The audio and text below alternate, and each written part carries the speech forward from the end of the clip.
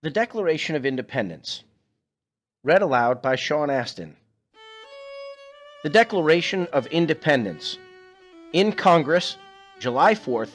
1776. The unanimous Declaration of the 13 United States of America. When in the course of human events it becomes necessary for one people to dissolve the political bands which have connected them with another, and to assume among the powers of the earth the separate and equal station to which the laws of nature and of nature's God entitle them, a decent respect to the opinions of mankind requires that they should declare the causes which impel them to the separation.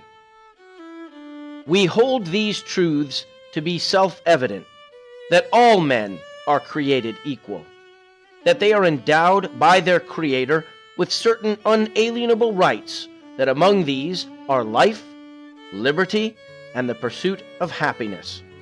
that to secure these rights, governments are instituted among men, deriving their just powers from the consent of the governed, that whenever any form of government becomes destructive to these ends, it is the right of the people to alter or to abolish it, and to institute new government, laying its foundation on such principles and organizing its powers in such form as to them shall seem most likely to affect their safety and happiness. Prudence indeed will dictate that governments long established should not be changed for light and transient causes, and accordingly all experience hath shown that mankind are more disposed to suffer, while evils are sufferable, than to right themselves by abolishing the forms to which they are accustomed. But when a long train of abuses and usurpations, pursuing invariably the same object, evinces a design to reduce them under absolute despotism,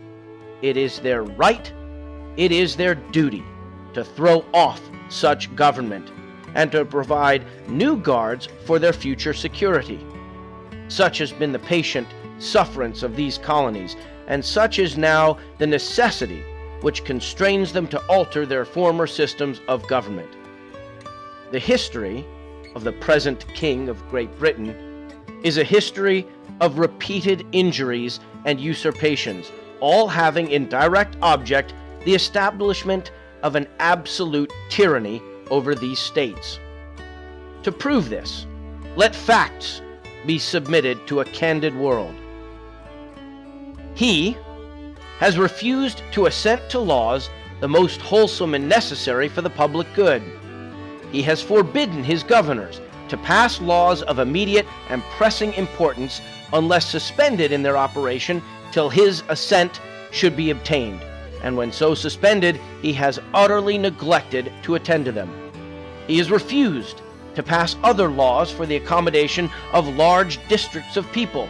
unless those people would relinquish the right of representation in the legislature, a right inestimable to them and formidable to tyrants only.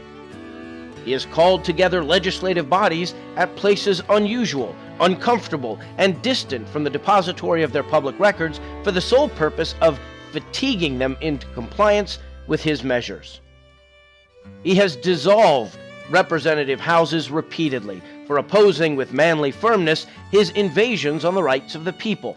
He has refused for a long time after such dissolutions to cause others to be elected, whereby legislative powers, incapable of annihilation, have returned to the people at large for their exercise.